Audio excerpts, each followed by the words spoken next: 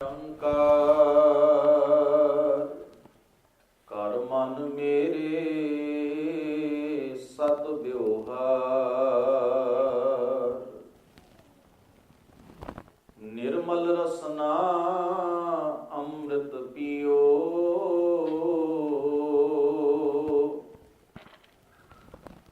ਸਦਾ ਸੁਹਿਲਾ ਕਰ ਲਹਿ ਜੀਉ, ਨੈਨੋ ਪੇਖ ਠਾਕੁਰ ਕਾ ਰੰਗ। ਸਾਧ ਸੰਗ ਬਿਨਸੈ ਸਭ ਸੰਗ, ਚਰਨ ਚਲੋ ਮਾਰਗ ਗੋਬਿੰਦ। ਮਿਟਹਿ ਪਾਪ ਜਪੀਐ ਹਰ ਬਿੰਦ। ਕਰ ਹਰ ਕਰਮ ਸ਼ਰਵਨ ਹਰ ਕਥਾ, ਹਰ ਦਰਗਹ ਨਾਨਕ ਪੂਜਲ ਮਥਾ। ਹਰ ਦਰਗਹ ਨਾਨਕ ਪੂਜਲ ਮਥਾ। ਪਰਮ ਸਤਿਕਾਰਯੋਗ ਸਤਿਗੁਰੂ ਗੁਰੂ ਗ੍ਰੰਥ ਸਾਹਿਬ ਮਹਾਰਾਜ ਜੀ ਦੇ ਸਜੇ ਹੋਏ ਪਾਵਨ ਦਰਬਾਰ ਦੀਆਂ ਹਾਜ਼ਰੀਆਂ ਭਰਦਿਆਂ ਹੋਇਆਂ ਆਪ ਸਰਬੱਤ ਸੰਗਤ ਨੇ ਗੁਰੂ ਦਰੋਂ ਸਤਿਕਾਰੇ ਹੋਏ ਕੀਰਤਨੀ ਜਥੇ ਪਾਸੋਂ ਬੜੇ ਪਿਆਰ ਸਤਿਕਾਰ ਨਾਲ ਦਾਤਾ ਜੀ ਦੀ ਅੰਮ੍ਰਿਤਮਈ ਪਾਵਨ ਬਾਣੀ ਦਾ ਕੀਰਤਨ ਸ਼ਰਵਣ ਕੀਤਾ ਹੈ। ਆਓ ਕੁਝ ਸਮੇਂ ਲਈ ਗੁਰੂ ਦਾਤਾਰ ਜੀ ਦੀ ਪਾਵਨ ਬਾਣੀ ਦੀ ਵਿਚਾਰ ਨਾਲ ਆਪਣੀਆਂ ਬਿਰਤੀਆਂ ਨੂੰ ਇਕਾਗਰ ਕਰੀਏ। ਸੋ ਸਭ ਤੋਂ ਪਹਿਲਾਂ ਕਲਗੀਧਰ ਪਾਤਸ਼ਾਹ ਗੁਰੂ ਗੋਬਿੰਦ ਸਿੰਘ ਸਾਹਿਬ ਜੀ ਦੀ ਬਖਸ਼ਿਸ਼ ਕੀਤੀ ਹੋਈ ਫਤਿਹ ਬੁਲੰਦ ਆਵਾਜ਼ ਵਿੱਚ ਸਾਂਝੀ ਕਰੋ। ਆਖੋ ਜੀ, ਵਾਹਿਗੁਰੂ ਜੀ ਕਾ ਖਾਲਸਾ, ਵਾਹਿਗੁਰੂ ਜੀ ਕੀ ਫਤਿਹ। ਧੰਨ ਗੁਰੂ ਅਰਜਨ ਸਾਹਿਬ ਮਹਾਰਾਜ ਜੀ ਦਾ ਉਚਾਰਨ ਕੀਤਾ ਹੋਇਆ ਇਹ ਪਾਵਨ ਬਚਨ ਸੁਖਮਨੀ ਸਾਹਿਬ ਜੀ ਦੀ ਪਾਵਨ ਬਾਣੀ ਵਿੱਚ ਦਰਜ ਹੈ। ਸ਼ਬਦ ਬੜੇ ਕੀਮਤੀ ਹਨ। ਗੁਰੂ ਗ੍ਰੰਥ ਸਾਹਿਬ ਜੀ ਦੀ ਬਾਣੀ ਨੂੰ ਸਮਝਣ ਵਾਸਤੇ ਪਹਿਲਾ ਪੜਾਅ ਹੈ ਜੋ ਗੁਰਬਾਣੀ ਦੀ ਭਾਸ਼ਾ ਹੈ, ਜੋ ਲੈਂਗੁਏਜ ਹੈ, ਉਸ ਦਾ ਮੁੱਢਲਾ ਗਿਆਨ ਇਨਸਾਨ ਨੂੰ ਹੋਵੇ। ਦੂਸਰਾ ਸਟੈਪ ਹੈ, ਦੂਸਰਾ ਪੜਾਅ ਹੈ ਗੁਰਬਾਣੀ ਦੇ ਜੋ ਸ਼ਬਦ ਹਨ, ਜੋ ਸਤਿਗੁਰੂ ਜੀ ਨੇ ਉਚਾਰਨ ਕਰਕੇ ਦੱਸਿਆ ਹੈ, ਉਸ ਦਾ ਅਰਥ ਭਾਵ ਸਮਝਣਾ। ਔਰ ਤੀਸਰੀ ਸਟੇਜ ਹੈ ਉਸ ਦੇ ਭਾਵ ਨੂੰ, ਜੋ ਉਸ ਦਾ ਅਸਲ ਮੀਨਿੰਗ ਹੈ, ਜੋ ਉਸ ਦਾ ਅਸਲ ਉਦੇਸ਼ ਹੈ, ਉਸ ਨੂੰ ਪਕੜਨ ਦੀ ਕੋਸ਼ਿਸ਼ ਕਰਨੀ। ਔਰ ਚੌਥੀ ਗੱਲ ਹੈ ਉਸ ਨੂੰ ਆਪਣੀ ਜ਼ਿੰਦਗੀ ਦੇ ਵਿੱਚ ਮਹਿਸੂਸ ਕਰਨਾ, ਅਨੁਭਵ ਕਰਨਾ, ਫੀਲ ਕਰਨਾ, ਤਾਂ ਕਿ ਸਾਡੇ ਅੰਦਰੂਨੀ ਜਿਹੜੇ ਵਿਚਾਰ ਹਨ ਉਹ ਗੁਰਬਾਣੀ ਦੇ ਮੁਤਾਬਕ ਬਣ ਸਕਣ। ਜਿਹੜੇ ਉਸਤਾਦ ਬਾਣੀ ਪੜ੍ਹਾਇਆ ਕਰਦੇ ਸਨ, ਇਹ 4 ਸਟੇਜਾਂ ਗੁਰਬਾਣੀ ਨੂੰ ਹੰਢਾਉਣ ਦੀਆਂ ਦੱਸਦੇ ਸਨ। ਪਹਿਲਾ ਹੈ ਅੱਖਰੀ ਗਿਆਨ, ਦੂਜਾ ਹੈ ਅਰਥ ਗਿਆਨ, ਤੀਜਾ ਹੈ ਭਾਵ ਗਿਆਨ ਔਰ ਚੌਥਾ ਹੈ ਅਨੁਭਵ ਗਿਆਨ। ਉਹ 4 ਪੜਾਅ ਦੱਸਦੇ ਸਨ ਗੁਰਬਾਣੀ ਨੂੰ ਆਪਣੀ ਜ਼ਿੰਦਗੀ ਦੇ ਵਿੱਚ ਅਪਲਾਈ ਕਰਨ ਵਾਸਤੇ। ਇਹ 4 ਸਟੈਪ ਤੁਹਾਡੀ ਹੈਲਪ ਕਰਦੇ ਨੇ, ਮਦਦ ਕਰਦੇ ਨੇ। ਇਸ ਕਰਕੇ ਕਈ ਵਾਰ ਪਹਿਲੇ ਪੜਾਅ ਉੱਤੇ ਬੜੀ ਵੱਡੀ ਗਲਤੀ ਹੋ ਜਾਂਦੀ ਹੈ। ਜਦੋਂ ਅਸੀਂ ਗੁਰਬਾਣੀ ਦੀ ਭਾਸ਼ਾ ਨੂੰ ਧਿਆਨ ਨਾਲ ਵੇਖਦੇ ਨਹੀਂ ਜਾਂ ਉਚਾਰਨ ਨਹੀਂ ਕਰਦੇ, ਉਦੋਂ ਹੀ ਪਹਿਲੀ ਮੁਸ਼ਕਲ ਖੜੀ ਹੋ ਜਾਂਦੀ ਹੈ। ਜਦੋਂ ਅੱਖਰ ਹੀ ਧਿਆਨ ਨਾਲ ਵੇਖੇ ਨਹੀਂ ਗਏ ਵੀ ਕੀ ਲਿਖਿਆ ਗਿਆ ਹੈ, ਤਾਂ ਉਸ ਦਾ ਅਰਥ ਜੋ ਕੀਤਾ ਜਾਏਗਾ ਉਹ ਸਹੀ ਨਹੀਂ ਹੋਵੇਗਾ। ਜੋ ਭਾਵ ਕੱਢਿਆ ਜਾਏਗਾ ਭਾਵ ਪਹਿਲੇ ਸਟੈਪ ਤੇ ਗਲਤੀ ਹੋਣ ਨਾਲ ਅਗਲੇ ਸਟੈਪ ਆਪਣੇ ਆਪ ਬਦਲ ਜਾਣਗੇ।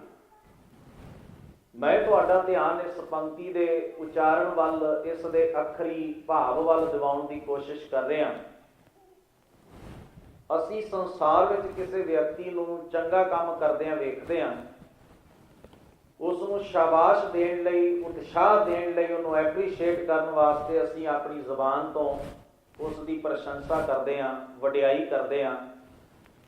ਇਸ ਨਾਲ ਚੰਗਾ ਕੰਮ ਕਰਨ ਵਾਲੇ ਬੰਦੇ ਨੂੰ ਉਤਸ਼ਾਹ ਮਿਲਦਾ ਹੈ, ਉਹਦੇ ਅੰਦਰ ਹੌਸਲਾ ਪੈਦਾ ਹੁੰਦਾ ਹੈ ਕਿ ਲੋਕ ਮੇਰੀ ਚੰਗਿਆਈ ਨੂੰ ਚੰਗਾ ਜਾਣਦੇ ਨੇ, ਤਾਂ ਕਿ ਉਸ ਬੱਚਾ ਕੋਈ ਚੰਗਾ ਕੰਮ ਕਰਦਾ ਹੈ ਤਾਂ ਸਾਡਾ ਫਰਜ਼ ਬਣ ਜਾਂਦਾ ਹੈ ਉਸ ਨੂੰ ਅਸੀਂ ਹੌਸਲਾ ਦੇਈਏ, ਉਹਨੂੰ ਉਤਸ਼ਾਹ ਦੇਈਏ ਤਾਂ ਕਿ ਉਹ ਹੋਰ ਚੰਗਾ ਕਰ ਸਕੇ। ਜਿਹੜੇ ਲੋਕ ਕਿਸੇ ਦੀ ਚੰਗਿਆਈ ਨੂੰ ਸ਼ਾਬਾਸ਼ ਨਹੀਂ ਦਿੰਦੇ, ਉਹਨਾਂ ਨੂੰ ਅਸੀਂ ਕੰਜੂਸ ਕਹਿ ਸਕਦੇ ਹਾਂ। ਬੜੇ ਤੰਗ ਦਿਲ ਬੰਦੇ ਹੁੰਦੇ ਨੇ ਜਿਹੜੇ ਦੋ ਸ਼ਬਦ ਵੀ ਕਿਸੇ ਲਈ ਚੰਗੇ ਨਾ ਕਹਿ ਸਕਣ।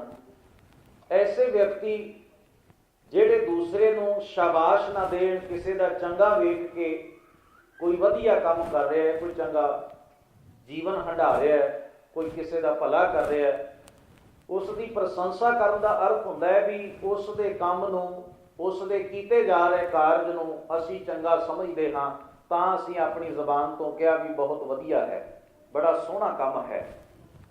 ਹੁਣ ਆਪ ਜੀ ਜਦੋਂ ਗੁਰੂ ਗ੍ਰੰਥ ਸਾਹਿਬ ਜੀ ਦੀ ਬਾਣੀ ਨੂੰ ਪੜ੍ਹੋ, ਜਿੱਥੇ ਇਨਸਾਨ ਦੇ ਚੰਗੇ ਕਰਮਾਂ ਨੂੰ ਸਤਿਗੁਰੂ ਨੇ ਵੇਖਿਆ, ਨੇਕ ਅਮਲ ਕਰਨ ਵਾਲਿਆਂ ਨੂੰ ਇੰਨਾ ਐਪਰੀਸ਼ੀਏਟ ਕੀਤਾ, ਇੰਨਾ ਸ਼ਾਬਾਸ਼ ਦਿੱਤੀ, ਇੰਨਾ ਉਤਸ਼ਾਹ ਦਿੱਤਾ, ਇੱਥੋਂ ਤੱਕ ਸ਼ਬਦ ਮਹਾਰਾਜ ਨੇ ਵਰਤ ਲਏ, ਜਨ ਨਾਨਕ ਧੂੜ ਮੰਗੈ ਤਿਸ ਗੁਰ ਸਿੱਖ ਕੀ, ਜੋ ਆਪ ਜਪੈ ਅਵਰਾ ਨਾਮ ਜਪ। ਇਹ ਸਿਖਰ ਹੈ ਨਿਮਰਤਾ ਦੀ ਔਰ ਪ੍ਰਸ਼ੰਸਾ ਦੀ, ਕਿ ਕਿਸੇ ਦੀ ਚੰਗਿਆਈ, ਕਿਉਂਕਿ ਗੁਰਸਿੱਖ ਵਿੱਚ ਜਦੋਂ ਚੰਗਿਆਈ ਵੇਖੀ ਮਹਾਰਾਜ ਨੇ ਇਹ ਸ਼ਬਦ ਵਰਤੇ।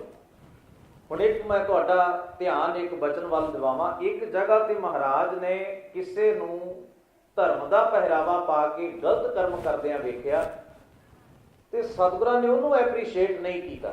ਧਿਆਨ ਰੱਖਣ ਦੀ ਗੱਲ ਹੈ ਕਿ ਸ਼ਬਦ ਵੀ ਅਗਰ ਗਲਤ ਜਗ੍ਹਾ ਤੇ ਯੂਜ਼ ਕਰ ਲਏ ਜਾਣ ਤੇ ਬੜਾ ਵੱਡਾ ਅਨਰਥ ਹੋ ਜਾਂਦਾ ਹੈ, ਰਿਜ਼ਲਟ ਬੜਾ ਮਾੜਾ ਨਿਕਲਦਾ। ਅਗਰ ਤੁਸੀਂ ਗਲਤ ਬੰਦੇ ਨੂੰ ਐਪਰੀਸ਼ੀਏਟ ਕਰੋਗੇ ਤਾਂ ਬਹੁਤ ਵੱਡੀ ਮੁਸੀਬਤ ਖੜੀ ਹੋਵੇਗੀ, ਕਿਉਂਕਿ ਅਸੀਂ ਗਲਤ ਬੰਦੇ ਨੂੰ ਸ਼ਾਬਾਸ਼ ਦੇ ਕੇ, ਉਤਸ਼ਾਹ ਦੇ ਕੇ ਖੁਦ ਇਨਵੋਲਵ ਹੋ ਜਾਂਦੇ ਆ, ਸ਼ਾਮਲ ਹੋ ਜਾਂਦੇ ਆ ਵੀ ਠੀਕ ਹੀ ਹੈ, ਚੱਲਦਾ ਰਹਿਣ ਦਿਓ। ਜਿੰਨਾ ਨੁਕਸਾਨ ਹੁੰਦਾ ਫਿਰ ਸਾਡਾ ਵੀ ਉਹਦੇ 'ਚ ਹਿੱਸਾ ਬਣ ਜਾਂਦਾ। ਸਤਿਗੁਰਾਂ ਨੇ ਵੇਖਿਆ ਵੀ ਇੱਕ ਇਨਸਾਨ ਬੜਾ ਸੋਹਣਾ ਸ਼ਬਦ ਆਪਣੇ ਨਾਮ ਨਾਲ ਜੋੜ ਕੇ ਔਰ ਬਾਹਰੋਂ ਪਹਿਰਾਵਾ ਪਹਿਨ ਕੇ, ਜਿਸ ਨੂੰ ਧਾਰਮਿਕ ਪਹਿਰਾਵਾ ਉਹ ਕਹਿੰਦਾ, ਪਰ ਉਸ ਦਾ ਕਰਮ ਤੇ ਉਸ ਦਾ ਕਿਰਦਾਰ ਬੜਾ ਹੀਣਾ ਤੇ ਨੀਵਾਂ ਹੈ। ਇਹ ਗੱਲ ਕਹਿਣ ਵਿੱਚ ਗੁਰੇਜ਼ ਨਹੀਂ ਕੀਤੀ ਕਬੀਰ ਸਾਹਿਬ ਨੇ। ਉਹ ਕਹਿੰਦੇ ਨੇ, ਗਲੀ ਜਿਨ੍ਹਾਂ ਜਪ ਮਾਲੀਆਂ, ਲੋਟੇ ਹੱਥ ਨੇ ਬੱਗ, ਉਹਏ ਹਰ ਕੇ ਸੰਤਨ ਆਖੀਐ ਬਾਹ ਨਾਰਸ ਕੇ ਠੱਗ। ਉਹਦੀ ਪ੍ਰਸ਼ੰਸਾ ਨਹੀਂ ਕੀਤੀ, ਬਲਕਿ ਉਹਦੇ ਅੰਦਰ ਦੀ ਗੱਲ ਜਿਹੜੀ ਦੁਨੀਆ ਸਾਹਮਣੇ ਰੱਖੀ ਕਿ ਤੂੰ ਮਾੜਾ ਕਰ ਰਿਹਾ। ਜਿੱਥੇ ਕਿਸੇ ਇਨਸਾਨ ਨੂੰ ਇਹਨਾਂ ਸ਼ੁਭ ਗੁਣਾਂ 'ਚ ਨਿਪੁੰਨ ਵੇਖਿਆ ਹੈ ਕਿ ਵਾਕਈ ਇਸ ਬੰਦੇ ਦੀ ਬਿਰਤੀ ਬੜੀ ਉੱਚੀ ਹੈ, ਖਿਆਲ ਬੜਾ ਉੱਚਾ ਹੈ, ਜੀਵਨ ਬੜਾ ਉੱਚਾ ਹੈ, ਕਿਰਦਾਰ ਬੜਾ ਵਧੀਆ ਹੈ, ਤੁਸੀਂ ਸਾਰੀ ਬਾਣੀ ਵਿੱਚ ਸੰਤ ਸ਼ਬਦ ਦੀ ਪ੍ਰਸ਼ੰਸਾ ਵੇਖੋਗੇ, ਵਡਿਆਈ ਵੇਖੋਗੇ। ਜਿਸ ਵਿੱਚ ਇਹ ਗੁਣ ਨੇ ਉਹ ਤਾਂ ਰੱਬ ਦਾ ਬੰਦਾ ਹੈ। ਇੱਥੋਂ ਤੱਕ ਸ਼ੇਖ ਫਰੀਦ ਸਾਹਿਬ ਕਹਿ ਦਿੰਦੇ ਨੇ, ਤੇਰੀ ਪਨਾਹ ਖੁਦਾਏ ਤੂੰ ਬਖਸ਼ੰਦਗੀ, ਸ਼ੇਖ ਫਰੀਦਾ ਖੈਰ ਦੀਜੈ ਬੰਦਗੀ। ਜਿਹੜੀ ਦਾਤ ਤੂੰ ਇਹਨਾਂ ਨੂੰ ਦਿੱਤੀ ਉਹ ਮੇਰੀ ਵੀ ਝੋਲੀ ਪਾ। ਮੈਨੂੰ ਐਸੇ ਗੁਰਮੁਖ ਬੜੇ ਚੰਗੇ ਲੱਗਦੇ ਨੇ, ਐਸੇ ਜੀਵਨ ਵਾਲੇ ਸਤਿਆਰੇ ਪੁਰਖ ਬੜੇ ਵਧੀਆ ਲੱਗਦੇ ਨੇ। ਮੈਂ ਉਹਨਾਂ ਦੇ ਸੰਗਤ ਮਾਣਾ, ਉਹਨਾਂ ਦੇ ਸੁਭਾਅ ਨੂੰ ਮੈਂ ਵੀ ਧਾਰਨ ਕਰ ਸਕਾਂ। ਇਹ ਮੰਗ, ਇਹ ਅਰਦਾਸ ਵੀ ਅਕਾਲ ਪੁਰਖ ਦੇ ਕੋਲੋਂ ਮੰਗੀ ਗਈ। ਅਗਲਾ ਬਚਨ, ਜਿਹੜੀ ਪੰਕਤੀ ਮੈਂ ਤੁਹਾਡੇ ਨਾਲ ਸਾਂਝੀ ਕੀਤੀ, ਗੁਰੂ ਅਰਜਨ ਸਾਹਿਬ ਜੀ ਦੀ ਉਚਾਰਨ ਕੀਤੀ ਹੋਈ, ਉਸ ਵਿੱਚ ਸ਼ਬਦ ਆਇਆ ਉਸਤਤ। ਉਸਤਤ ਸ਼ਬਦ ਇੱਕ ਵਾਰ ਨਹੀਂ, ਅਨੇਕਾਂ ਵਾਰ ਗੁਰੂ ਗ੍ਰੰਥ ਸਾਹਿਬ 'ਚ ਆਇਆ। ਇਹਦਾ ਮਤਲਬ ਹੈ ਪ੍ਰਸ਼ੰਸਾ ਕਰਨੀ, ਵਡਿਆਈ ਕਰਨੀ, ਗੁਣਗਾਨ ਕਰਨਾ, ਚੰਗਾ ਕਹਿਣਾ, ਕਿਸੇ ਦੀ ਖੂਬੀ, ਕਿਸੇ ਦਾ ਗੁਣ ਵੇਖ ਕੇ ਉਸ ਬਾਬਤ ਕੁਝ ਅਲਫਾਜ਼ ਕਹਿ ਦੇਣੇ ਆਪਣੀ ਜ਼ਬਾਨ ਤੋਂ। ਇਹਨੂੰ ਅਸੀਂ ਸੰਸਾਰਕ ਭਾਸ਼ਾ ਵਿੱਚ ਉਸਤਤ ਕਹਿ ਦਿੰਦੇ ਹਾਂ, ਪ੍ਰਸ਼ੰਸਾ ਕਹਿ ਦਿੰਦੇ ਹਾਂ। ਗੁਰੂ ਅਰਜਨ ਸਾਹਿਬ ਜੀ ਕਹਿੰਦੇ, ਉਸਤਤ ਮਨ ਮਹਿ ਕਰ ਨਿਰੰਕਾਰ। ਹੁਣ ਧਿਆਨ ਦਿਓ, ਮਨ ਮਹਿ, मन विच उस्तत कर। भाई कान सिंह जी नाभा बड़े सत्कारे हुए विद्वान ने सिख धर्म के। उन्होंने जो लिटरेचर लिख के दिता है कौम की झोली में पाया, मैं समझदा अगर असीं उन्होंने ही थोड़ा जिहा ध्यान नाल पढ़ लईए तो बहुत हद तक असीं सिੱਖੀ के मुढ़ले असूलों तो जिहड़े हाँ वो जाणू हो सकते हाँ। पर हैरानी की गल है कि ऐसे महान विद्वानां दीयां लिखतां जिहड़ियां ने वो अक्सर ही सानूं चेते ही नहीं हुंदियां, पढ़नी तो बहुत दूर की बात है। इस गल्लों साडा प्रबंध सिस्टम बहुत कमज़ोर है। भाई कान सिंह नाभा जी गुरमत मारदंड के पहले वॉल्यूम विच पहले भाग विच एक उस्तत शब्द की परिभाषा दिंदियां होइयां लिखते हैं गुरबाणी मुताबक। वो कहते ने उस करते दी जगत की रचना करने वाले रब की वडियाई प्रशंसा करनी, उहदे गुणां दा ध्यान धरना, ये उहदी उस्तत है। जो गुण उस रब दे ने जिहड़े बाणी च गुरु साहिबानां ने भगतां ने महापुरखां ने बयान कीते, उन्हां गुणां दा ध्यान करना भी रब विच की गुण है। अगे जाके एक होर बड़ी स्वादली गल उन्होंने लिखी। वैसे मैं एक बेनती करा, गुरु नानक महाराज ने एक बड़ा वड्डा साडा भरम दिलों कढ़ दिता है। जदों आप सोदर की बाणी का पाठ शाम वेले नितनेम का पाठ करते हो, उस विच हजूर ने आख्या कि जे असी रब नूं चंगा ना कहीए तो वह नाराज हो जाएगा, गुस्से हो जाएगा, तो जे चंगा कहण नाल वो खुश हुंदा भी मैं अपनी जबान तो कहां भी रब्बा तू बड़ा चंगा है, तू बड़ा वधिया है, तू बड़ा नेक है, तू बड़ा दया करदा है, तो फिर वो खुश हो जाता है। ਇਹਦਾ मतलब है भी रब नूं भी अपनी उस्तत सुनने की बड़ी भुख होएगी कि मैं जबान तो कहां भी रब बड़ा चंगा है, तो वह खुश हो जाता है। अगर मैं ना कहां तो नाराज हो जाता है। फिर तो उसकी हालत साडे नालों वखरी ना होई। असीं भी तो इसे करके ही जी रहे हैं, असीं भी उहदे उत्ते ही खुश होंदे जिहड़ा सानूं चंगा कवे। जिहड़ा सानूं चंगा ना कवे असीं कहंदे आ ये बंदा किसी काम दा नहीं। ਇਹਦਾ मतलब कि रब भी साडे वाली अवस्था च ही है। फिर तो साडे नालों कोई वखरा ना होया भी जे चार शब्द उहदी वडियाई च कह दिओ ते रब खुश हो जाता है, जे ना कहो तो वह नाराज हो जाता है। ਇਹਦਾ मतलब तो यह होया भी रब भी इंसानां तो कोई वखरी बुद्धि नहीं रखता, कोई सियाणप की गल उहदे विच भी बहुती वड्डी नहीं, क्योंकि वह भी उस्तत सुनने दा भुखा ते निंदा सुन के जां उस्तत जे कोई ना करे तो उस जगह ते उहनूं नाराज़गी हो जाती है। पर गुरु ग्रंथ साहब की बाणी च एक वचन लिखिया है, वड्डा दाता तिल ना तमाए। उहनूं तां तिल मात्र भी लालच नहीं अपनी वडियाई का। फिर क्यों कहा गुरु ग्रंथ साहब की बाणी तो दी उस्तत करने वास्ते असीं इस पक्ष नूं समझण की कोशिश करनी है। फिर क्यों बार बार ये जिक्र किया गया कि उहदी उस्तत करो, उहदी वडियाई करो, उहदी सिफत करो, वो सिफती दा मालक है, उसनूं सलाहो। फिर क्यों ये बार बार गुरु ग्रंथ साहब प्रेरणा कर रहा जे उहनूं भुख ही कोई नहीं, तो फिर उहदी वडियाई कीतिआं उहनूं की फर्क पैण लगे। अगर नहीं भी असीं कहांगे भी रब्बा तू वड्डा है तो कि वह छोटा हो जाएगा। बाणी का एक बोल मैं आप जी दे नाल साझा करा, उस विच सतगुरु जी आखदे ने जे सब मिल के आखण पाहें, जे सारे रल के उस रब नूं वड्डा वड्डा चंगा चंगा कहण, कहंदे वड्डा ना होवे।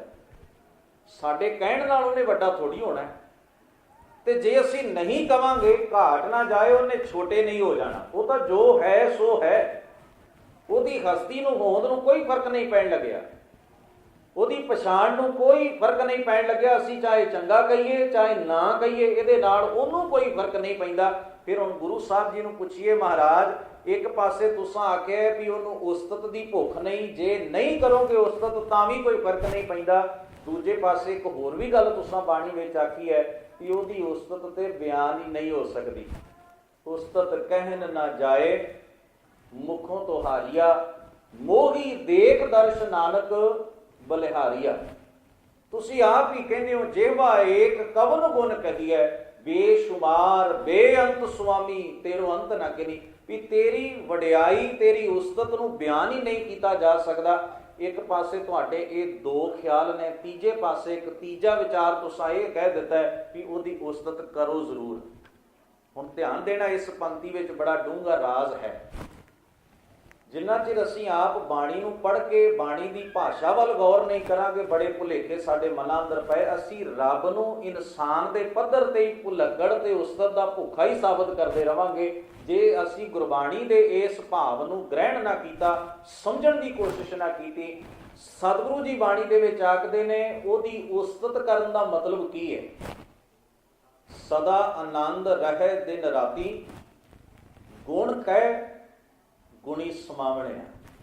ਉਹਦੀ ਉਸਤਤ ਹੈ। ਭਾਈ ਕਾਨ੍ਹ ਸਿੰਘ ਨਾਭਾ ਨੇ ਅੱਗੇ ਅਰਥ ਕਰਦਿਆਂ ਲਿਖਿਆ ਹੈ ਗੁਰਮਤਿ ਮਾਰਦੰਡ ਦੇ ਵਿੱਚ, ਉਹ ਕਹਿੰਦੇ ਉਸ ਰੱਬ ਦੇ ਗੁਣ ਜਿਹੜੇ ਹਨ ਯਥਾ ਯੋਗ, ਜਿੰਨੀ ਸਾਡੇ ਅੰਦਰ ਸਮਰੱਥ ਹੈ, ਜਿੰਨਾ ਕੁ ਅਸੀਂ ਪ੍ਰੈਕਟੀਕਲ ਕਰ ਸਕਦੇ ਹਾਂ, ਪ੍ਰੋਸੈਸ ਕਰ ਸਕਦੇ ਹਾਂ ਇਸ ਕੰਮ ਉੱਤੇ, ਜੋ ਖੂਬੀ ਉਹਦੇ ਵਿੱਚ ਹੈ ਉਹਨੂੰ ਆਪਣੇ ਕਿਰਦਾਰ ਵਿੱਚ, ਆਪਣੇ ਜੀਵਨ ਵਿੱਚ, ਆਪਣੀ ਲਾਈਫ ਵਿੱਚ ਲਿਆਉਣ ਦੀ ਕੋਸ਼ਿਸ਼ ਕਰਨੀ। ਜਿਵੇਂ ਉਹ ਰੱਬ ਨਿਰਵੈਰ ਹੈ ਤਾਂ ਇਹ ਤੇ ਪ੍ਰੋਸੈਸ ਇਨਸਾਨ ਨੇ ਕਰਨਾ ਹੈ ਵੀ ਕੋਸ਼ਿਸ਼ ਕੀਤੀ ਜਾਏ ਵੀ ਮੈਂ ਵੀ ਕਿਸੇ ਨਾਲ ਵੈਰ ਭਾਵ ਨਾ ਰੱਖਾਂ, ਇਹ ਸੁਭਾਅ ਮੇਰੇ ਅੰਦਰ ਵੀ ਨਾ ਹੋਵੇ। ਰੱਬ ਨਿਰਭਉ ਹੈ, ਮੈਂ ਵੀ ਤਮਾਮ ਜਿਹੜੇ ਝੂਠੇ ਡਰ ਤੇ ਸਹਿਮ ਨੇ ਆਪਣੇ ਜੀਵਨ ਦੇ ਉਹ ਮੈਂ ਬਾਹਰ ਕੱਢ ਦਿਆਂ। ਰੱਬ ਦਇਆ ਕਰਦਾ ਹੈ ਤੇ ਉਸ ਰੱਬ ਨੂੰ ਮੰਨਣ ਵਾਲੇ ਦਾ ਫਰਜ਼ ਬਣ ਗਿਆ ਵੀ ਜੈਸਾ ਰੱਬ ਹੈ ਉਹਦਾ ਰੂਪ ਹੋਣਾ। ਜਿਨ ਹਰ ਜਪਿਆ ਸੇ ਹਰ ਹੋਏ, ਵੀ ਮੈਂ ਵੀ ਆਪਣੇ ਅੰਦਰ ਦੂਜਿਆਂ ਦੇ ਪ੍ਰਤੀ ਦਇਆ ਦਾ ਸੁਭਾਅ ਪੈਦਾ ਕਰਾਂ, ਕਠੋਰਤਾ ਛੱਡ ਦਿਆਂ। ਇਹਨੂੰ ਕਿਹਾ ਗੁਣ ਕਹਿ ਗੁਣੀ ਸਮਾਵਣਿਆ, ਵੀ ਉਸ ਰੱਬ ਦੇ ਗੁਣ ਕਹਿਣ ਦਾ ਅਰਥ ਹੈ ਉਹਦੇ ਗੁਣਾਂ ਦਾ ਰੂਪ ਹੋ ਜਾਣਾ। ਇਸ ਨੂੰ ਕਹਿੰਦਾ ਜਿਨ ਹਰ ਜਪਿਆ ਸੇ ਹਰ ਹੋਏ। ਖਿਮਾ ਕਰਨਾ, ਜਿਹੜਾ ਜਿੰਨੀਆਂ ਝੱਲੀਆਂ ਗੱਲਾਂ ਕਰਦਾ ਹੈ ਨਾ ਸੰਸਾਰ 'ਚ, ਅਸੀਂ ਕਹਿੰਦੇ ਇਹਦੀ ਤੇ ਤਾਰ ਰੱਬ ਨਾਲ ਜੁੜੀ ਹੈ। ਭਾਵੇਂ ਉਹਦਾ ਦਿਮਾਗ ਹੀ ਨਾ ਕੰਮ ਕਰਦਾ ਹੋਵੇ, ਅਸੀਂ ਉਹਨਾਂ ਕਮਲਿਆਂ, ਝੱਲਿਆਂ, ਬੌਰਿਆਂ, ਊਟ ਪਟਾਂਗ ਗੱਲਾਂ ਕਰਨ ਵਾਲਿਆਂ ਨੂੰ, ਬਹੁਤਿਆਂ ਨੂੰ ਬ੍ਰਹਮ ਗਿਆਨੀ ਦਾ ਖਿਤਾਬ ਦੇ ਛੱਡਿਆ। ਜਿਹਦੀ ਗੱਲ ਸਾਡੀ ਸਮਝ 'ਚ ਨਾ ਆਉਂਦੀ ਹੋਵੇ, ਜਿਹਦੀਆਂ ਹਰਕਤਾਂ ਬਿਲਕੁਲ ਵੱਖਰੀਆਂ ਜਿਹੀਆਂ ਹੋਣ, ਅਸੀਂ ਕਹਿੰਦੇ ਵੀ ਬੰਦਾ ਰੱਬ ਵਾਲਾ ਹੈ, ਕਿਤੇ ਨਾ ਕਿਤੇ ਦੀ ਸਾਂਝ ਹੈ। ਖਿਮਾ ਕਰਨਾ, ਰੱਬ ਨਾਲ ਜੁੜ ਕੇ ਬੰਦਾ ਪਾਗਲ ਹੋ ਜਾਂਦਾ ਹੈ, ਬੇਵਕੂਫ ਬਣ ਜਾਂਦਾ ਹੈ ਕਿ ਸਿਆਣਾ ਬਣਦਾ ਹੈ, ਨੇਕ ਅਮਲਾਂ ਵਾਲਾ, ਸੰਸਾਰ ਲਈ ਇੱਕ ਚਾਨਣ ਮੁਨਾਰਾ ਬਣਦਾ ਹੈ। ਇਹ ਵੀ ਡਿਸਾਈਡ ਕਰਨ ਦੀ ਲੋੜ ਹੈ ਸਾਨੂੰ। ਇਹ ਭੁਲੇਖੇ ਹਨ ਸਾਡੇ ਮਨਾਂ ਅੰਦਰ। ਜਿਨ ਹਰ ਜਪਿਆ ਸੇ ਹਰ ਹੋਏ, ਇਹ ਉਹ ਜੀਵਨ ਹੈ ਜਿਹੜਾ ਕਿਸੇ ਪਹਿਰਾਵੇ ਦਾ ਮੁਤਾਜ ਨਹੀਂ ਹੋ ਸਕਦਾ। ਕੋਈ ਕਿਸੇ ਜੌਬ ਤੇ ਲੱਗਾ ਹੋਇਆ ਇਨਸਾਨ ਇੰਨਾ ਉੱਚੇ ਜੀਵਨ ਦਾ ਮਾਲਕ ਹੋਏ, ਗੁਰਬਾਣੀ ਦੀ ਇਸ ਪੰਕਤੀ ਦੇ ਉੱਤੇ ਉਹ ਖਰਾ ਉਤਰਦਾ ਹੋਏ, ਇਹ ਤਾਂ ਕੋਈ ਜ਼ਰੂਰੀ ਨਹੀਂ ਨਾ। ਸਤਿਗੁਰੂ ਸੱਚੇ ਪਾਤਸ਼ਾਹ ਆਖਦੇ ਨੇ ਇਹ ਗੁਣ ਨੇ ਰੱਬ ਦੇ। ਔਰ ਜਪਜੀ ਸਾਹਿਬ ਦਾ ਪਾਠ ਕਰਦੇ ਹਾਂ, ਜਿੱਥੇ ਆਪ ਇਹ ਪੰਕਤੀ ਪੜ੍ਹਦੇ ਹੋ, ਵੇਣ ਗੁਣ ਕੀਤੇ ਭਗਤ ਨਾ ਹੋਏ। ਪ੍ਰਮਾਤਮਾ ਦੇ, ਵਾਹਿਗੁਰੂ ਦੇ ਗੁਣ ਆਪਣੇ ਜੀਵਨ ਵਿੱਚ ਵਸਾਉਣ ਤੋਂ ਬਿਨਾਂ ਉਹਦੀ ਭਗਤੀ ਹੋ ਹੀ ਨਹੀਂ ਸਕਦੀ। ਹੁਣ ਪੁੱਛੀਏ ਮਹਾਰਾਜ, ਜੇ ਮੈਂ ਆਪਣੀ ਜ਼ਬਾਨ, ਮੈਂ ਜੀਵਨ 'ਚ ਗੁਣ ਲਿਆਂ।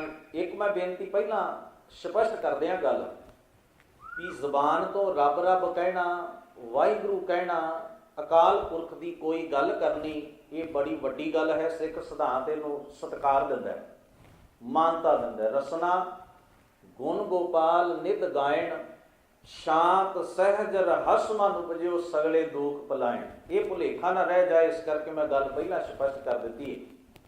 ਪਰ ਜੇ ਮੈਂ ਆਪਣੇ ਜੀਵਨ ਵਿੱਚ ਉਸ ਗੱਲ ਨੂੰ ਵਸਾਵਾਂ ਨਾ, ਕੇਵਲ ਜ਼ਬਾਨ ਤੋਂ ਹੀ ਰੱਬ ਰੱਬ ਕਹਿ ਕੇ ਬੁੱਧਾ ਸਾਰਨ ਦੀ ਕੋਸ਼ਿਸ਼ ਕਰਾਂ, ਤਾਂ ਇਹਦੇ ਬਾਰੇ ਗੁਰੂ ਗ੍ਰੰਥ ਸਾਹਿਬ ਜੀ ਨੇ ਵਿਚਾਰ ਸਾਨੂੰ ਦਿੱਤਾ ਹੈ। ਉਹ ਕਹਿੰਦੇ ਨੇ ਹਰ ਹਰ ਕਰੈ ਨਿਤ ਕਪਟ ਕਮਾਵੇਂ, ਕਿ ਜ਼ਬਾਨ ਤੋਂ ਤਾਂ ਰੱਬ ਰੱਬ ਕਹਿਣਾ ਹੈ, ਪਰ ਅੰਦਰੋਂ ਕਪਟ ਨਹੀਂ ਛੱਡਦਾ। ਉਹੋ ਹੀ ਧੋਖਾ, ਉਹੋ ਹੀ ਬੇਈਮਾਨੀ, ਉਹੋ ਹੀ ਝੂਠ, ਉਹੋ ਹੀ ਗੁਨਾਹ, ਉਹੋ ਹੀ ਬੁਰੀਆਂ ਆਦਤਾਂ, ਉਹੋ ਹੀ ਮਾੜਾ ਸੁਭਾਅ, ਉਹੋ ਹੀ ਮਾੜਾ ਕਿਰਦਾਰ। ਖਿਮਾ ਕਰਨਾ, ਫਿਰ ਰੱਬ ਕਹਿਣ ਦਾ ਅਰਥ ਤਾਂ ਇਹ ਹੈ ਨਾ ਵੀ ਅਸੀਂ ਜਗਤ ਨੂੰ ਵਿਖਾਉਣਾ ਚਾਹੁੰਦੇ ਹਾਂ। ਹਰ ਹਰ ਕਰੈ ਨਿਤ ਕਪਟ ਕਮਾਵੇਂ। ਅੱਗੇ ਸਤਿਗੁਰੂ ਕਹਿੰਦੇ ਹਿਰਦਾ ਸ਼ੁੱਧ ਨਾ ਹੋਈ। ਸਤਿਗੁਰੂ ਆਖਦੇ ਤੇਰਾ ਹਿਰਦੇ ਨੂੰ, ਤੇਰੇ ਅੰਦਰ ਨੂੰ, ਤੇਰੀ ਕਿਰਦਾਰ ਤੇ ਵਿਚਾਰ ਨੂੰ ਤਾਂ ਕੋਈ ਫਰਕ ਨਹੀਂ ਪੈ ਰਿਹਾ। ਹਾਂ, ਇੱਕ ਜ਼ਬਾਨ ਹਿਲਾ ਕੇ ਤੂੰ ਰੱਬ ਰੱਬ ਜ਼ਰੂਰ ਕਰ ਦਿੱਤਾ ਹੈ, ਇਹ ਠੀਕ ਹੈ, ਤੂੰ ਕੀਤਾ ਬੜਾ ਚੰਗਾ ਕੀਤਾ, ਪਰ ਇਸ ਤੋਂ ਅਗਲਾ ਕੰਮ ਵੀ ਇੱਕ ਕਰਨ ਵਾਲਾ ਹੈ। ਅਸੀਂ ਬਿਮਾਰ ਹੋਈਏ ਤੇ ਡਾਕਟਰ ਕੋਲੋਂ ਅਸੀਂ ਮੈਡੀਸਿਨ ਦਵਾਈ ਲੈ ਕੇ ਆਉਂਦੇ ਹਾਂ, ਜੇ ਉਹ ਦਵਾਈ ਅਸੀਂ ਆਪਣੇ ਮੂੰਹ 'ਚ ਰੱਖ ਕੇ ਮੂੰਹ ਤੋਂ ਹੀ ਬਾਹਰ ਕੱਢ ਦਈਏ कि साडा रोग साडी बीमारी नूं कोई फर्क पै सकदा है? सानूं बहुत प्यास लगी होवे, पानी मूँह विच भर के असीं मूँह तो ही बाहर चुली कर दी कि इस ढंग नाल साडी प्यास दूर हो सकती है। असीं रोटी अपने मूँह विच रख के उत्थों ही बाहर कढ़ दईए। जे साडे शरीर दा पानी नाल इन्ना की ताल्लुक बने, भोजन नाल, दवाई नाल इन्ना की संबंध बने कि इवें साडी भुख दूर हो सकती है? नहीं। वो भोजन साडी बॉडी विच जाना चाहिए है ना, साडे शरीर विच, साडे ढिड विच, तां ही जाके साडी भुख दूर होवेगी ना। जे असी रब्बी जीवन चाहते हैं, गुरु ग्रंथ साहब महाराज कहते तो रब के गुणों दिया प्रैक्टिकल करना पएगा। तुसी जपजी साहब जी का श्लोक पढ़ते हो, जिनी नाम ध्याया गए मशक्कत घाड़। वो मशक्कत की है, उस मुताबक अपने आप को ढालण की कोशिश विच लग जाना। उस वाहगुरु शब्द का अर्थ बड़ा प्यारा किया गया है साडे ग्रंथां विच। विद्वाना ने इसका अर्थ किया, वाह नाम अचरज को हुई। वाह असीं कहने हैं ना, जदों किसी चीज़ नूं वेख के साडा मन बहुत हैरान हुंदा है, हैरानी हुंदी है, तो प्यार पैदा हो जाता है उस चीज़ के प्रति। असीं कहने हैं वाह। अपने मन की हैरानी प्रगट करने वास्ते इस तो वधिया शब्द साडे कोल है ही कोई नहीं। जिथे शब्द मुक जाते हैं, शब्दों का अखीरला पड़ाव वाहिगुरू हुंदा है, वाह। ते अगला शब्द है गुरु। गुरु के गुण जदों साडी सुरत ते इन्ना प्रभाव पाउण, साडा मन हैरान ते प्यार ते विस्माद विच आ जाए, साडे मुख तो निकलदा है वाह गुरु। क्षमा करना कि असीं गुरु के गुण नूं जाण के जे वाह आखांगे तो उसका स्वाद बिल्कुल वखरा होएगा। नहीं तो सुण वड्डा आखे सब कोई, सुन सुना के सारा संसार कह रहा है, पर वो की कह रहा है वो खुद भी नहीं जानता। वो की आख रहा है खुद भी उन्होंने नहीं पता भी मैं की कह रहा, मेरे आखण का की मतलब है, जो मैं पढ़ रहा वो की है, जो मैं कह रहा वो की है। सतगुरु सच्चे पातशाह जी बाणी दे विच आखदे, राम राम करता सब जग फिरै, राम ना पाया जाए अगम अगोचर, अत वड्डा अतुल ना भुलिया जाए। सिफत किन्ना दी कीती महाराज ने, कहंदे जेड़े आखदे ने ते नाल जीउण दे यतन विच भी ने भी रब दे जो गुण ते जो खूबियां ने वो साडी जिंदगी दा, साडे जीवन दा आधार भी बनन, उन्हां दा आखना बड़ा वखरा है। वो जदों भी अपनी जुबान तो आखदे ने तां मन उन्हां दा किरदार नाल बोलदा है भी रब्बा तू वड्डा है। सतगुरु सच्चे पातशाह कहंदे, मन विच उस्तत कर, उस्तत मन मह कर निरंकार मन विच। भाई साहब लिखते कहन लगे, रब दे गुणां नूं अपने मन हिरदे विच जीवन विच वसा लेना, ये उहदी सिफत है, ये उहदी वडियाई है। कोई कंपनी बहुत एडवरटाइजमेंट करती है भी साडे कोलों जिहड़ा भी प्रोडक्ट मिलता है बड़ा वधिया है, बड़ी उच्ची क्वालिटी का है, बड़ा साफ सुथरा है, पर क्षमा करना जे उस प्रोडक्ट नूं असीं यूज़ करके वेखीए तो वो निकल आवे घटिया, ਉਹਦੇ प्रचार का साढ़े उत्ते कोई असर नहीं होगा, क्योंकि असी असलीयत समझ गए भी प्रोडक्ट तो माड़ा है, खाली एडवरटाइजमेंट बहुत वड्डी है। पर जे कोई कंपनी एडवरटाइजमेंट करती है भी प्रोडक्ट बहुत वधिया है, बड़ा चंगा है, तो असी जदों उन्हें यूज़ करिए सानू पता लगे भी वाकई बहुत वधिया है, भावें उसकी एडवरटाइजमेंट घट होवे पर असर ज़्यादा हो जाता है। कारण असी उस प्रोडक्ट नूं यूज़ करके वेख्या, वरत के वेख्या भी वाकई इहदे विच बड़ी खूबी है, बड़ा चंगा और बड़ा वधिया ये प्रोडक्ट, ये वस्तु है जिहड़ी उस कंपनी ने तैयार करके दी। फर्क ये है, प्रचार बहुता हो जाए, रब रब बहुता हो जाए, चंगी गल है, पर जे रब दे नाल जुड़न वाला, रब नाल जुड़न दा दावा करन वाला जीवन कच्चा रह जाए तो बड़ा बुरा असर पाउंदा है संसार दे उत्ते। किथे तो एक धर्मी जीवन वाल वेख के नेकां होर धर्मी बनने का चाह पैदा कर लेंदे ने, ते किथे एक दी खराबी सारियां दे दिल तोड़ देण दी लोक आखदे लो जिन्हें पाठ करके इहो कुछ सिੱਖਿਆ तो मैनू की मिल जाएगा। भावें उहदे च दोष पाठ का नहीं हुंदा, पाठ करन वाले दी अपनी कमजोरी हुंदी। कबीर साचा सतगुर क्या करे जो सिखा मैं चूक, उहदे च भुल कोई गुरु दी नहीं, उहदे च भुल मनण वाले दी है। ਪਰ ਇੱਕ ਗੱਲ ਤਾਂ ਤੈਅ ਹੈ ਨਾ ਵੀ ਮੈਂ ਆਪਣੇ ਆਪ ਨੂੰ ਬਹੁਤ ਵੱਡਾ ਗੁਰਮੁਖ ਰੱਬ ਦਾ ਬੰਦਾ ਸਾਬਤ ਕਰਦਿਆਂ ਤੁਹਾਡੇ ਸਾਹਮਣੇ ਪ੍ਰਚਾਰ ਇਹਨਾਂ ਕਰ ਲਵਾਂ ਮੈਂ ਆਪਣੇ ਆਪ ਦਾ, ਪਰ ਜਦੋਂ ਤੁਸੀਂ ਮੇਰੀ ਖੋਟ ਨੂੰ ਵੇਖੋ, ਕਮੀ ਨੂੰ ਵੇਖੋ, ਤਾਂ ਸੁਭਾਵਕ ਹੈ ਤੁਹਾਡੇ ਦਿਲ ਨੂੰ ਚੜ੍ਹਦੀ ਕਲਾ ਤੇ ਨਹੀਂ ਮਿਲਣੀ, ਤੁਹਾਡਾ ਦਿਲ ਟੁੱਟ ਜ਼ਰੂਰ ਜਾਏਗਾ ਵੀ ਜਿਸ ਬੰਦੇ ਨੂੰ ਅਸੀਂ ਰੱਬ ਦੇ ਇੰਨਾ ਨੇੜੇ ਸਮਝਿਆ, ਇੰਨਾ ਦੂਰ ਤੇ ਇੰਨਾ ਨੀਚ ਹੋ ਸਕਦਾ, ਇਹ ਅਸੀਂ ਤਾਂ ਕਦੇ ਸੋਚਿਆ ਵੀ ਨਹੀਂ ਸੀ। ਭੁਲੇਖਾ ਇੱਥੇ ਹੈ। ਜਿਹੜਾ ਰੱਬੀ ਜੀਵਨ ਜਿਸ ਦੀ ਗੱਲ ਗੁਰਬਾਣੀ ਕਰਦੀ ਹੈ ਉਹ ਸਾਰੇ ਮਨੁੱਖਾਂ ਵਾਸਤੇ ਇੱਕੋ ਜਿਹਾ ਹੈ, ਪਰ ਮੁਸ਼ਕਲ ਇਹ ਪੈ ਗਈ ਵੀ ਅਸੀਂ ਉਹਨੂੰ ਪਹਿਰਾਵਿਆਂ ਨਾਲ ਬੰਨ੍ਹ ਦਿੱਤਾ। ਕੋਈ ਖਾਸ ਕਿਸਮ ਦੇ ਪਹਿਰਾਵੇ ਵਾਲੇ ਨੂੰ ਅਸੀਂ ਵੇਖ ਕੇ ਸਭ ਤੋਂ ਪਹਿਲਾਂ ਇਹੀ ਗੈਸ ਕਰ ਲੈਂਦੇ ਵੀ ਇਹੀ ਰੱਬ ਦੇ ਨੇੜੇ ਹੋਏਗਾ, ਬਾਕੀ ਤਾਂ ਐਵੇਂ ਹੀ ਨੇ। ਉੱਥੇ ਮੁਸ਼ਕਲ ਆ ਗਈ। ਜਦੋਂ ਉਸ ਬੰਦੇ ਦਾ ਕੋਟ ਸਾਹਮਣੇ ਆਉਂਦਾ ਫਿਰ ਬਾਕੀ ਵੀ ਆਖਦੇ ਲਓ ਜੀ ਅਸੀਂ ਕੀ ਕਰਨਾ ਬਾਣੀ ਪੜ੍ਹ ਕੇ, ਅਸੀਂ ਰੱਬ ਰੱਬ ਕਿਉਂ ਕਰੀਏ, ਅਸੀਂ ਕੋਈ ਚੰਗੇ ਕੰਮ ਕਿਉਂ ਕਰੀਏ। ਉਹਨੇ ਵੇਖੋ ਕੀ ਕੀਤਾ। ਮੁਸ਼ਕਲ ਸਾਡੀ ਹੈ ਵੀ ਅਸੀਂ ਭੁਲੇਖਾ ਕਿਉਂ ਖਾਧਾ, ਅਸੀਂ ਇਕੱਲਾ ਐਡਵਰਟਾਈਜ਼ਮੈਂਟ ਉੱਤੇ ਹੀ ਭਰੋਸਾ ਕਿਉਂ ਕਰ ਲਿਆ। ਸਾਨੂੰ ਪ੍ਰੋਡਕਟ ਦੀ ਛਾਣਬੀਣ ਵੀ ਤੇ ਥੋੜ੍ਹੀ ਬਹੁਤ ਕਰਨ ਦੀ ਅਕਲ ਬੁੱਧ ਰੱਬ ਨੇ ਦਿੱਤੀ ਹੋਈ ਹੈ, ਉਸ ਵੱਲ ਵੀ ਤੇ ਥੋੜ੍ਹੀ ਜਿਹੀ ਝਾਤੀ ਮਾਰਨ ਦੀ ਕੋਸ਼ਿਸ਼ ਸਾਨੂੰ ਕਰਨੀ ਚਾਹੀਦੀ ਸੀ, ਉਹ ਅਸੀਂ ਨਹੀਂ ਕੀਤੀ। ਤੋ ਸਤਿਗੁਰੂ ਬਾਣੀ ਦੇ ਵਿੱਚ ਆਖਦੇ ਨੇ ਰੱਬ ਦੇ ਗੁਣ, ਉਹਦੀ ਉਸਤਤ, ਉਹਦੀ ਵਡਿਆਈ ਕਰਨਾ ਕੀ ਹੈ। ਬਿਨ ਉਪਮਾ ਜਗਦੀਸ਼ ਕੀ ਬਿਨਸੈ ਨਾ ਅੰਧਿਆਰਾ। ਆਪਣੇ ਅੰਦਰ ਦੀ ਅਗਿਆਨਤਾ, ਵਿਕਾਰ, ਬੁਰਾ ਸੁਭਾਅ ਖਤਮ ਕਰਨਾ, ਇਹ ਮਕਸਦ ਹੈ ਰੱਬ ਨੂੰ ਵਡਿਆਉਣ ਦਾ, ਇਹ ਮਕਸਦ ਹੈ ਰੱਬ ਦੇ ਗੁਣਾਂ ਨਾਲ ਜੁੜਨ ਦਾ। ਅਗਰ ਐਸਾ ਨਹੀਂ ਹੋ ਰਿਹਾ ਤਾਂ ਖਿਮਾ ਕਰਨਾ ਅਧੂਰਾ ਕੰਮ ਹੋ ਰਿਹਾ, ਅਧੂਰਾ ਹੈ। ਤਾਈਓ ਹੀ ਇੱਕ ਤਰਕ, ਇੱਕ ਲੌਜਿਕ ਰੁਕਾਵਟ ਬਣ ਗਿਆ ਇਸ ਗੱਲ ਦੀ। ਜਿਹੜੇ ਲੋਕ ਧਰਮ ਤੋਂ ਮੁਨਕਰ ਹਨ ਉਹ ਇੱਕ ਗੱਲ ਸਾਫ਼-ਸਾਫ਼ ਕਹਿੰਦੇ ਨੇ ਕਿ ਧਰਮ ਨੇ ਸੰਸਾਰ ਦੇ ਲੋਕਾਂ ਨੂੰ ਬੇਵਕੂਫ ਬਣਾ ਰੱਖਿਆ। ਰੱਬ ਦੇ ਨਾਂ ਤੇ ਦੁਕਾਨਾਂ ਖੁੱਲ੍ਹ ਗਈਆਂ, ਧਾਰਮਿਕ ਲੋਕ ਕਰਮ ਕਾਂਡ ਕਰਵਾ ਰਹੇ ਨੇ, ਲੋਕ ਕਰ ਰਹੇ ਨੇ। ਕਿਸੇ ਨੂੰ ਕੁਝ ਵੀ ਨਹੀਂ ਪਤਾ, ਉਹ ਵੀ ਆਮ ਲੋਕਾਂ ਵਾਂਗ ਜੋ ਝੂਠ ਬਾਕੀ ਬੋਲਦੇ ਨੇ ਉਹ ਵੀ ਬੋਲ ਰਹੇ ਨੇ, ਜੋ ਠੱਗੀ ਬਾਕੀ ਲੋਕ ਕਰ ਰਹੇ ਨੇ ਉਹ ਵੀ ਪੂਜਾ ਕਰਕੇ ਠੱਗੀ ਮਾਰ ਰਿਹਾ, ਜੋ ਬੇਈਮਾਨੀ ਬਾਕੀ ਸੰਸਾਰ ਵਿੱਚ ਹੈ ਉਹੀ ਬੇਈਮਾਨੀ ਉੱਥੇ ਵੀ ਹੋ ਰਹੀ ਹੈ। ਫਰਕ ਕੀ ਹੈ? ਅਗਰ ਬਾਹਰ ਹੀ ਲੁੱਟੇ ਜਾਣਾ ਤਾਂ ਖਾਸ ਥਾਂ ਲੁੱਟਣ ਵਾਸਤੇ, ਲੁੱਟੇ ਜਾਣ ਵਾਸਤੇ ਕਿਉਂ ਚੁਣੀਏ? ਉਹਨਾਂ ਦਾ ਲੌਜਿਕ, ਉਹਨਾਂ ਦਾ ਤਰਕ ਆਪਣੀ ਜਗ੍ਹਾ ਤੇ ਸਹੀ ਹੈ। ਪਰ ਮੈਂ ਇੱਕ ਬੇਨਤੀ ਕਰਾਂ, ਇਸ ਵਿੱਚ ਦੋਸ਼ ਥਿਊਰੀ ਦਾ ਨਹੀਂ, ਪ੍ਰੈਕਟੀਕਲ ਕਰਨ ਵਾਲੇ ਦਾ। ਉਸਨੇ ਧਰਮ ਦਾ ਅਰਥ ਹੀ ਇਹ ਸਮਝਿਆ ਵੀ ਬਹੁਤੀਆਂ ਰਸਮਾਂ ਨਿਭਾ ਲਈਆਂ ਤੇ ਬੰਦਾ ਧਾਰਮਿਕ ਹੋ ਜਾਂਦਾ ਹੈ, ਬਹੁਤੀ ਐਡਵਰਟਾਈਜ਼ਮੈਂਟ, ਆਪਣਾ ਰੌਲਾ ਪ੍ਰਚਾਰ ਕਰ ਲਿਆ ਵੀ ਮੈਂ ਬੜਾ ਚੰਗਾ ਤੇ ਬੰਦਾ ਧਾਰਮਿਕ ਹੋ ਜਾਂਦਾ ਹੈ। ਹੁਣ ਅਰਥ ਸਮਝਣ ਵਾਲੇ ਨੇ ਇਹ ਸਮਝੇ ਨੇ ਤੇ ਇਹਦੇ ਵਿੱਚ ਹੁਣ ਧਰਮ ਨੂੰ ਕੀ ਕਹੀਏ? ਉਹੀ ਪਾਣੀ ਹੈ ਨਾ ਜਿਹੜਾ ਬੰਦੇ ਦੀ ਪਿਆਸ ਦੂਰ ਕਰਦਾ ਹੈ, ਉਹੀ ਪਾਣੀ ਹੈ ਬੰਦਾ ਛਾਲ ਮਾਰੇ ਤੇ ਡੁੱਬ ਕੇ ਮਰ ਵੀ ਜਾਂਦਾ ਹੈ। ਯੂਜ਼ ਤੁਸੀਂ ਕਿਵੇਂ ਕਰਦੇ ਹੋ ਕਿਸੇ ਚੀਜ਼ ਨੂੰ, ਇਹ ਤਾਂ ਸਾਡੀ ਵਰਤੋਂ ਤੇ ਟਿਕੀ ਹੋਈ ਗੱਲ ਹੈ। ਬਸ ਖਿਮਾ ਕਰਨਾ ਧਰਮ ਦੀ ਸਵਰਤੋਂ ਹੋ ਜਾਏ ਤੇ ਬੰਦਾ ਮਨਮੁਖ ਤੋਂ ਗੁਰਮੁਖ ਹੋ ਜਾਂਦਾ ਹੈ, ਪਾਪ, ਅਤਿਆਚਾਰ, ਜ਼ੁਲਮ ਨੂੰ ਛੱਡ ਕੇ ਨੇਕ ਵੀ ਬਣ ਜਾਂਦਾ ਹੈ।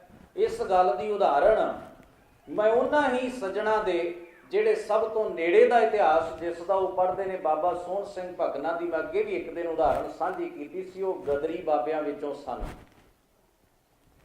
ਔਰ ਉਹਨਾਂ ਨੇ ਆਪਣੇ ਜੀਵਨ ਦੀ ਵਿਥਿਆ ਮੇਰੀ ਰਾਮ ਕਹਾਣੀ ਨਾਮ ਦੀ ਉਹਨਾਂ ਨੇ ਪੁਸਤਕ ਲਿਖੀ, ਆਪਣੇ ਜੀਵਨ ਦੇ ਹਾਲਾਤ ਲਿਖੇ ਨੇ। ਉਸ ਵਿੱਚ ਉਹਨਾਂ ਨੇ ਜ਼ਿਕਰ ਕੀਤਾ ਹੈ ਵੀ ਕਿਵੇਂ ਮੈਂ ਵਿਕਾਰੀ, ਕਿਵੇਂ ਮੈਂ ਐਸਾ ਜੀਵਨ ਜੀ ਰਿਹਾ ਸਾਂ ਜਿੱਥੇ ਨਸ਼ਾ, ਜਿਸ ਜਗ੍ਹਾ ਦੇ ਉੱਤੇ ਜ਼ਿੰਦਗੀ ਜਿਹੜੀ ਸੀ ਉਹ ਇੰਨਾ ਕਰੈਕਟਰ ਡਿੱਗ ਗਿਆ ਕਿ ਮੈਂ ਕੋਈ ਪਰਵਾਹ ਨਹੀਂ ਕੀਤੀ। ਮੇਰੇ ਪੱਲੇ ਗਰੀਬੀ ਵੀ ਪੈ ਰਹੀ ਸੀ, ਮੈਂ ਕਰਜ਼ਾਈ ਵੀ ਹੋ ਰਿਹਾ ਸਾਂ ਔਰ ਮੇਰਾ ਆਪਣਾ ਜੀਵਨ ਵੀ ਕੋਈ ਬਹੁਤਾ ਵਧੀਆ ਜੀਵਨ ਨਹੀਂ ਸੀ, ਬੜੇ ਬੁਰੇ ਪਾਸੇ ਤੁਰ ਗਿਆ। ਪਰ ਇੱਕ ਨੇਕ ਆਦਮੀ ਦੀ ਸੰਗਤ ਨੇ ਮੇਰੇ ਜੀਵਨ ਨੂੰ ਬਦਲ ਦਿੱਤਾ। ਉਹੀ ਇਨਸਾਨ ਜਿਹੜਾ ਕੱਲ੍ਹ ਸ਼ਰਾਬੀ ਤੇ ਕਬਾਬੀ ਹੈ, ਜਿਹੜਾ ਇਨਸਾਨ ਮੰਦੇ ਆਚਰਣ ਵਾਲਾ, ਵਿਕਾਰ ਭੋਗਣ ਵਾਲਾ ਹੈ, ਕਰੈਕਟਰ ਦਾ ਬੜਾ ਗਿਰਿਆ ਹੋਇਆ ਇਨਸਾਨ ਜੋ ਆਪਣੇ ਆਪ ਨੂੰ ਲਿਖਦਾ ਹੈ, ਉਹੀ ਨੇਕ ਬਣ ਕੇ ਅੱਜ ਸਾਡੀਆਂ ਨਜ਼ਰਾਂ ਵਿੱਚ ਸਤਿਕਾਰ ਦਾ ਪਾਤਰ ਹੈ। ਉਹ ਇਨਸਾਨ ਜਿਹੜਾ ਨਿੱਜੀ ਸਵਾਰਥ ਵਾਸਤੇ ਆਪਣੇ ਪੁਰਖਿਆਂ ਦੀ ਕਮਾਈ ਜ਼ਮੀਨ ਤੇ ਜਾਇਦਾਦ ਦੀਆਂ ਧੱਜੀਆਂ ਉਡਾ ਰਿਹਾ ਹੈ, ਉਹੀ ਬੰਦਾ ਦੂਸਰਿਆਂ ਵਾਸਤੇ 26 ਸਾਲ ਜੇਲ੍ਹਾਂ ਵਿੱਚ ਆਜ਼ਾਦੀ ਵਾਸਤੇ ਕੱਟ ਦਿੰਦਾ ਹੈ। ਏਡਾ ਵੱਡਾ ਜ਼ਿੰਦਗੀ ਦਾ ਮੋੜ ਆ ਜਾਣਾ ਔਰ ਉਸ ਮੋੜ ਦੇ ਉੱਤੇ ਜਿੱਥੋਂ ਇਹ ਮੋੜ ਕੱਟਿਆ ਹੈ ਨਾ ਜ਼ਿੰਦਗੀ ਨੇ, ਉੱਥੇ ਇੱਕ ਧਰਮ ਨੂੰ ਮੰਨਣ ਵਾਲਾ, ਧਰਮ ਨੂੰ ਜੀਣ ਵਾਲਾ ਇਨਸਾਨ ਖੜਾ ਹੈ, ਜਿਸ ਨੇ ਬਾਬਾ ਸੋਹਣ ਸਿੰਘ ਭਕਨਾ ਦੇ ਜੀਵਨ ਵਿੱਚ ਏਡਾ ਵੱਡਾ ਮੋੜ, ਏਡੀ ਵੱਡੀ ਤਬਦੀਲੀ ਪੈਦਾ ਕਰ ਦਿੱਤੀ ਹੈ। ਮੈਂ ਹੈਰਾਨ ਹੁੰਨਾ, ਧਰਮ ਦੇ ਵਿਸ਼ੇ ਪੁਰ ਤਰਕ ਕਰਨ ਵਾਲੇ ਸੱਜਣ ਬਾਬਾ ਸੋਹਣ ਸਿੰਘ ਭਕਨਾ ਦੀ ਹੀ ਸੁਣ ਲੈਣ ਉਹ ਕੀ ਕਹਿੰਦਾ ਹੈ। ਉਹਨੇ ਆਪਣੀ ਜ਼ਿੰਦਗੀ ਦਾ ਕੀ ਤਜਰਬਾ ਸਾਂਝਾ ਕੀਤਾ ਹੈ, ਉਦੋਂ ਹੀ ਪੜ੍ਹ ਲੈਣ ਥੋੜ੍ਹਾ ਜਿਹਾ ਧਿਆਨ ਨਾਲ, ਤਾਂ ਅਸਲੀਅਤ ਸਮਝ ਵਿੱਚ ਆ ਜਾਵੇਗੀ। ਪਰ ਕਿਉਂਕਿ ਇੱਕ ਇਨਸਾਨ ਦਾ ਸੁਭਾਅ ਬਣ ਜਾਂਦਾ ਹੈ ਕਿ ਜਿਸ ਚੀਜ਼ ਨੂੰ ਉਹਨੇ ਨਹੀਂ ਮੰਨਣਾ ਹੁੰਦਾ ਉਹਦੇ ਬਾਰੇ ਉਹ ਢੇਰ ਲੌਜਿਕ, ਢੇਰ ਤਰ੍ਹਾਂ ਦੀਆਂ ਦਲੀਲਾਂ ਤੇ ਆਰਗੂਮੈਂਟ ਇਕੱਠੇ ਕਰ ਲੈਂਦਾ ਹੈ। ਪਰ ਸੱਚ ਜਾਣਨਾ, ਧੰਨ ਗੁਰੂ ਗ੍ਰੰਥ ਸਾਹਿਬ ਮਹਾਰਾਜ ਦੀ ਮੁਬਾਰਕ ਬਾਣੀ ਨੇ ਇਹ ਰਸਮਾਂ, ਰੀਤਾਂ, ਅਡੰਬਰ, ਵਿਖਾਵਾ, ਇਹ ਝੂਠ ਨੂੰ ਧਰਮ ਮੰਨਿਆ ਹੀ ਨਹੀਂ। ਇਸੇ ਕਰਕੇ ਕਿਹਾ ਸਰਬ ਧਰਮ ਮਹਿ ਸ੍ਰੇਸ਼ਟ ਧਰਮ, ਹਰ ਕੋ ਨਾਮ ਜਪ ਨਿਰਮਲ ਕਰਮ। ਔਰ ਜੋ ਤੁਸੀਂ ਗੁਰੂ ਅਰਜਨ ਸਾਹਿਬ ਜੀ ਦਾ ਇਹ ਪਵਿੱਤਰ ਉਪਦੇਸ਼ ਸੁਣਿਆ, ਜਿਸ ਵਿੱਚ ਉਹ ਕਹਿੰਦੇ ਨੇ ਉਸਤਤ ਮਨ ਮਹਿ ਕਰ ਨਿਰੰਕਾਰ, ਕਰ ਮਨ ਮੇਰੇ ਸਤ ਵਿਵਹਾਰ। ਹੁਣ ਮਨ ਕਿਵੇਂ ਉਸਤਤ ਕਰੇ? ਉੱਤਰ ਦੇ ਦਿੱਤਾ ਹੈ, ਮਨਾ ਸੱਚਾ ਵਿਹਾਰ ਕਰ, ਸੱਚ ਦੇ ਆਸਰੇ ਰਹੇ, ਚੰਗੇ ਵਿਚਾਰ ਤੇਰੇ ਅੰਦਰ ਪੈਦਾ ਹੋਣ, ਇਹ ਹੈ ਰੱਬ ਦੀ ਉਸਤਤ। ਕਰ ਮਨ ਮੇਰੇ ਸਤ ਵਿਵਹਾਰ, ਸੱਚਾ ਵਿਹਾਰੀ ਬਣ, ਜੋ ਵੀ ਕਰਨਾ ਹੈ ਸੱਚਾ ਕਰਨਾ ਹੈ। ਉਹ ਸੱਚਾ ਵਿਹਾਰ ਤੇਰਾ ਜਿਹੜਾ ਹੈ ਉਹੀ ਰੱਬ ਦੀ ਉਸਤਤ ਹੈ, ਕਿਉਂਕਿ ਰੱਬ ਸੱਚਾ ਹੈ। ਸੱਚ ਸਭਨਾ ਕਾ ਖਸਮ ਹੈ, ਜਿਸ ਬਖਸ਼ੇ ਸੋ ਜਨ ਪਾਵੇ। ਮਨਾ ਜੇ ਤੇਰਾ ਵਿਹਾਰ ਝੂਠਾ ਹੋਏਗਾ ਤਾਂ ਬਾਹਰੋਂ ਕਹਿਣ ਦਾ ਅਰਥ ਵੀ ਕੋਈ ਬਹੁਤਾ ਨਹੀਂ ਨਿਕਲੇਗਾ। ਉਹ ਕਿਹਾ ਹੋਇਆ ਜਾਂ ਨਾ ਕਿਹਾ ਹੋਇਆ ਦੋਵੇਂ ਇੱਕ ਗੱਲਾਂ ਬਰਾਬਰ ਨੇ। ਇਸ ਕਰਕੇ ਹਜ਼ੂਰ ਨੇ ਆਖਿਆ, ਖੱਖਾ ਖਰਾ ਸਰਾਫੋ ਤਾਹੂ, ਜੋ ਖਿਨ ਮਹਿ ਊਨੇ ਸੁਭਰ ਭਰਾਹੂ। ਉਸ ਖਰੇ ਰੱਬ ਨੂੰ ਸਲਾਓ, ਤੁਹਾਡੇ ਅੰਦਰ ਦੀ ਊਣ ਭਰ ਜਾਏ। ਭਾਵ ਜੋ ਸਾਡੇ ਅੰਦਰ ਗੈਪ ਨੇ, ਸਾਡੇ ਅੰਦਰ ਧਰਮ ਨਹੀਂ, ਨੇਕੀ ਨਹੀਂ, ਗੁਣ ਨਹੀਂ, ਉਹ ਗੁਣ ਸਾਡੇ ਜੀਵਨ ਵਿੱਚ ਆ ਜਾਣ। ਇੱਕ ਆਦਰਸ਼ਕ ਆਈਡੀਅਲ ਜੀਵਨ ਜਿਹੜਾ ਹੈ ਸਾਡਾ ਹੋ ਜਾਏ। ਇਸ ਨੂੰ ਗੁਰੂ ਗ੍ਰੰਥ ਸਾਹਿਬ ਮਹਾਰਾਜ ਕਹਿੰਦੇ ਨੇ ਇਹ ਹੈ ਰੱਬ ਦੀ ਉਸਤਤ ਦਾ ਪ੍ਰਭਾਵ ਸਾਡੇ ਜੀਵਨ ਉੱਤੇ। ਇਹ ਹਨ ਉਹ ਸੁਭਾਅ ਜੋ ਸਾਡੇ ਜੀਵਨ ਵਿੱਚ ਆ ਗਿਆ, ਸਾਡੇ ਅਮਲ ਸ਼ੁਭ ਹੋ ਗਏ। ਧੰਨ ਗੁਰੂ ਗ੍ਰੰਥ ਸਾਹਿਬ ਇਸੇ ਨੂੰ ਰੱਬ ਦੀ ਵਡਿਆਈ ਕਰਨਾ, ਰੱਬ ਦੀ ਉਸਤਤ ਕਰਨਾ, ਰੱਬ ਦੀ ਸਿਫਤ ਕਰਨਾ, ਰੱਬ ਦੀ ਪ੍ਰਸ਼ੰਸਾ ਕਰਨਾ ਕਹਿੰਦੇ ਹਨ। ਕਈ ਸੱਜਣ ਸਾਡੀ ਇਸ ਗੱਲ ਉੱਤੇ ਖਫਾ ਵੀ ਹੋ ਜਾਂਦੇ ਨੇ, ਤੁਸੀਂ ਇਹ ਕਿਉਂ ਨਹੀਂ ਕਿਹਾ ਕਿ ਸਾਨੂੰ ਜ਼ੁਬਾਨ ਤੋਂ ਰੱਬ ਰੱਬ ਕਹਿਣਾ ਚਾਹੀਦਾ ਹੈ। ਮੈਂ ਪਹਿਲਾਂ ਸ਼ਬਦ ਕਲੀਅਰ ਕਰ ਚੁੱਕਿਆ ਕਿ ਜ਼ੁਬਾਨ ਤੋਂ ਰੱਬ ਕਹਿਣਾ ਬੜੀ ਸ਼ੁਭ ਬਾਤ ਹੈ, ਬੜੀ ਚੰਗੀ ਗੱਲ ਹੈ, ਸ਼ਾਬਾਸ਼ ਦੇਣੀ ਬਣਦੀ ਜਿਹੜੇ ਆਪਣੇ ਜ਼ੁਬਾਨ ਤੋਂ ਰੱਬ ਰੱਬ ਕਹਿੰਦੇ ਨੇ। ਪਰ ਜ਼ੁਬਾਨ ਤੋਂ ਕਹਿਣ ਤੋਂ ਅਗਲੀ ਗੱਲ ਜਿਹੜੀ ਗੁਰੂ ਗ੍ਰੰਥ ਸਾਹਿਬ ਮਹਾਰਾਜ ਨੇ ਕਹੀ ਹੈ, ਮਨ ਦੇ ਲੈਵਲ ਤੇ। ਇੱਕ ਬੇਨਤੀ ਮੈਂ ਹੋਰ ਕਰਾਂ, ਜਿਹਨੂੰ ਤੁਸੀਂ ਸਿਮਰਨ ਆਖਦੇ ਹੋ ਨਾ, ਬਾਣੀ ਚੋਂ ਜਦੋਂ ਅਸੀਂ ਇਹ ਸ਼ਬਦ ਪੜ੍ਹਦੇ ਹਾਂ, ਸਿਮਰਨ ਜ਼ਬਾਨ ਤਾਂ ਇੱਕ ਸਾਧਨ ਹੈ, ਰੱਬ ਦਾ ਨਾਮ ਲੈ ਰਹੀ ਹੈ ਤਾਂ ਕਿ ਚੇਤੇ ਵਿੱਚ ਗੱਲ ਚੱਲੇ। ਪਰ ਜਿਹੜਾ ਸਿਮਰਨ ਦਾ ਲੈਵਲ ਹੈ ਉਹ ਮਨ ਦਾ ਤੇ ਸੁਰਤ ਦਾ ਹੈ। ਗੌਰ ਕਰਨਾ, ਉਹ ਸੁਰਤ ਦਾ ਹੈ।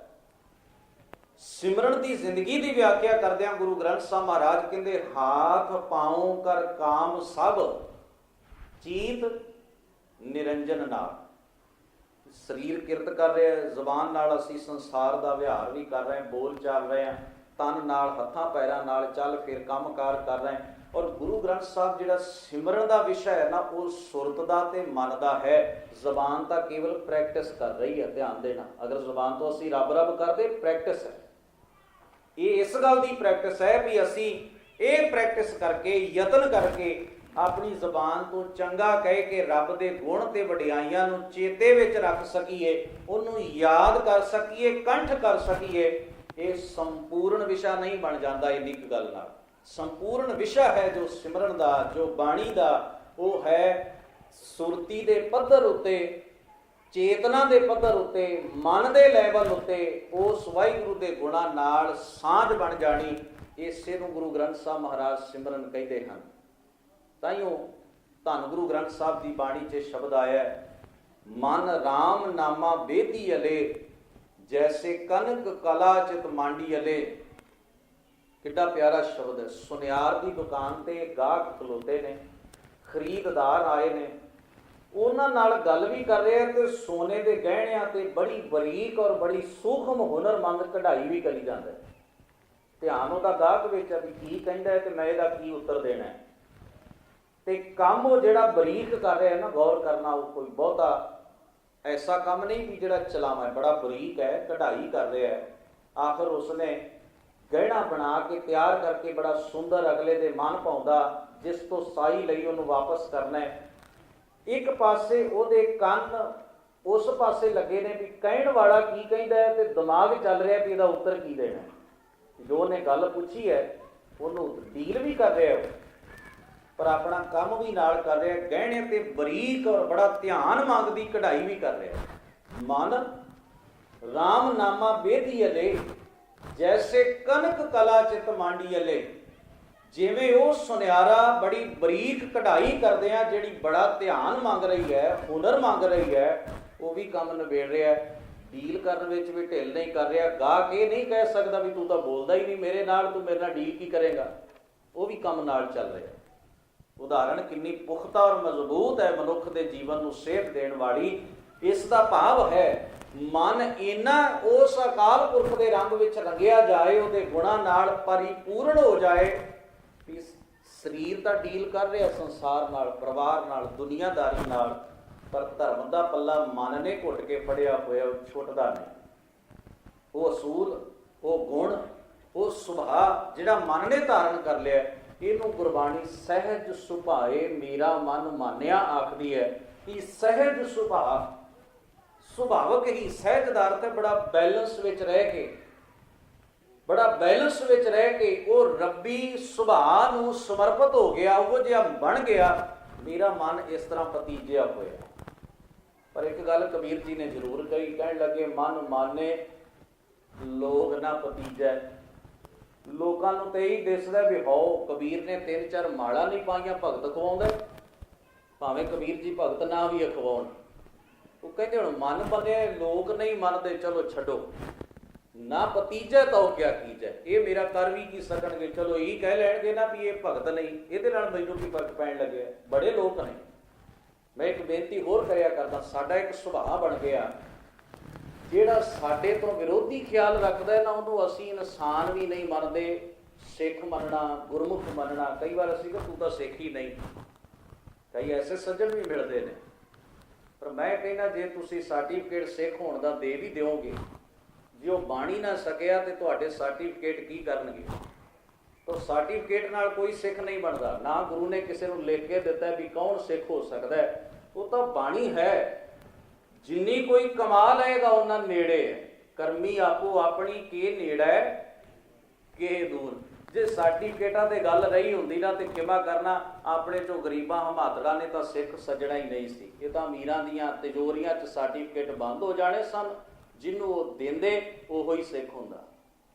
ਅਗਰ ਐਸੀ ਗੱਲ ਹੁੰਦੀ ਤਾਂ ਭਾਈ ਸਾਹਿਬ ਜੀ ਨੇ ਲਿਖਿਆ, ਭਾਈ ਗੁਰਦਾਸ ਜੀ ਨੇ, ਕਹਿੰਦੇ ਪੁਜਾਰੀ ਆਖਦਾ ਵੀ ਇੰਨੀ ਦੌਲਤ ਦਿਓ ਤੇ ਮੈਂ ਤੁਹਾਡੇ ਲਈ ਰੱਬ ਤੱਕ ਗੱਲ ਕਰਦਾ, ਪਹੁੰਚ ਕਰਦਾ। ਕਹਿਣ ਲੱਗੇ ਵਾਕਿਆ ਹੀ ਬੜਾ ਵੱਡਾ ਭੁਲੇਖਾ ਹੈ। ਜੇ ਤੂੰ ਦੌਲਤ ਵੱਸ ਸੁਣੋ ਤੇ ਤੂੰ ਅਮੀਰਾਂ ਦਾ ਪਾਣੀ ਭਰ ਦੋ। ਅਮੀਰ ਤੈਨੂੰ ਨੌਕਰ ਰੱਖ ਲੈਂਦੇ। ਜੇ ਤੂੰ ਰੂਪ ਵੱਸ ਸੁਣੋ ਤੇ ਬਹੁਤ ਸੰਸਾਰ ਦੇ ਸੋਹਣੇ ਲੋਕ ਤੇਰੇ ਕੋਲੋਂ ਗੁਲਾਮੀ ਕਰਵਾ ਲੈਂਦੇ। ਪਰ ਤੂੰ ਇਹਨਾਂ ਚੀਜ਼ਾਂ ਦੇ ਵਾਸੀ ਨਹੀਂ। ਇਸ ਕਰਕੇ ਅਖੀਰ ਤੇ ਬਚਨ ਜੋ ਧੰਨ ਗੁਰੂ ਅਰਜਨ ਸਾਹਿਬ ਜੀ ਦਾ ਇਸ ਪਰਥਾਏ ਹੈ, ਉਹ ਕਹਿੰਦੇ ਨੇ ਤੂੰ ਭਗਤਾਂ ਕੈ ਵਸ, ਭਗਤਾਂ ਤਾਣ ਤੇਰਾ। ਤੂੰ ਆਪਣੇ ਗੁਣਾਂ ਨੂੰ ਹੰਢਾਉਣ ਵਾਲਿਆਂ ਦੇ ਹਿਰਦੇ ਵਿੱਚ ਵਸਦਾ ਹੈ। ਤੂੰ ਇਹਨਾਂ ਚੀਜ਼ਾਂ ਦੀ ਗੁਲਾਮੀ ਨਹੀਂ ਕਰਦਾ, ਇਹਨਾਂ ਦੀ ਬੰਦਿਸ਼ ਵਿੱਚ ਨਹੀਂ ਪੈਂਦਾ।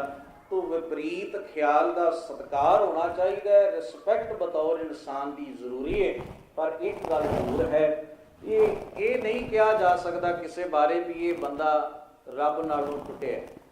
ਹੋ ਸਕਦਾ ਉਹ ਮੇਰੇ ਵਾਂਗ ਜ਼ਬਾਨ ਤੋਂ ਨਾ ਕਵੇ, ਪਰ ਮੇਰੇ ਨਾਲੋਂ ਬਹੁਤ ਚੰਗੇ ਕਿਰਦਾਰ ਦਾ ਮਾਲਕ ਉਹ ਹੋਵੇ। ਤਾਂ ਗੁਰੂ ਗ੍ਰੰਥ ਸਾਹਿਬ ਤਾਂ ਕਰਨੀ ਤੇ ਕਮਾਈ ਤੇ ਜ਼ੋਰ ਦਿੰਦੇ ਨੇ। ਜਿੰਨਾ ਇਨਸਾਨ ਦਾ ਕਿਰਦਾਰ ਉਚੇਰਾ ਹੋਵੇਗਾ ਓਨਾ ਹੀ ਉਹ ਗੁਰਮੁਖ ਹੈ।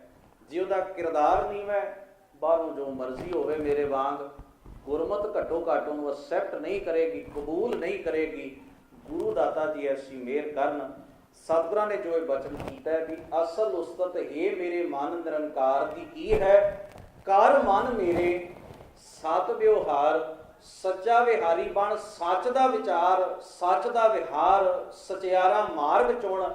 ਜਿਹਦੇ ਉੱਤੇ ਤੂੰ ਚੱਲਣਾ ਹੈ ਉਹ ਸਚਿਆਰਾ ਜੀਵਨ ਹੀ ਉਚੇਰਾ ਹੈ। ਰੱਬ ਰੱਬ ਕਹਿੰਦਿਆਂ ਹੋਇਆਂ, ਵਾਹਿਗੁਰੂ ਕਹਿੰਦਿਆਂ ਹੋਇਆਂ, ਉਸ ਅੱਲਾ ਨੂੰ ਯਾਦ ਕਰਦਿਆਂ ਹੋਇਆਂ, ਜੇ ਸਾਡੇ ਕਿਰਦਾਰ ਵਿੱਚ ਉਸ ਦਾ ਪਿਆਰ ਵਸਦਾ, ਉਹਦੇ ਗੁਣ ਵਸਦੇ ਨੇ, ਇਹ ਸੋਨੇ ਤੇ ਸੁਹਾਗੇ ਵਾਲੀ ਗੱਲ ਹੋਵੇਗੀ। ਗੁਰੂ ਦਾਤਾ ਐਸੇ ਜੀਵਨ ਦੀ ਦਾਤ ਸਾਨੂੰ ਬਖਸ਼ੇ। ਹੋਈਆਂ ਭੁੱਲਾਂ ਚੁੱਕਾਂ ਦੀ ਖਿਮਾ ਗੁਰੂ ਗ੍ਰੰਥ ਸਾਹਿਬ ਜੀ ਬਖਸ਼ਣ। ਸਭਨਾਂ ਦਾ ਧੰਨਵਾਦ। ਫਤਿਹ ਬੁਲਾਓ। ਵਾਹਿਗੁਰੂ ਜੀ ਕਾ ਖਾਲਸਾ,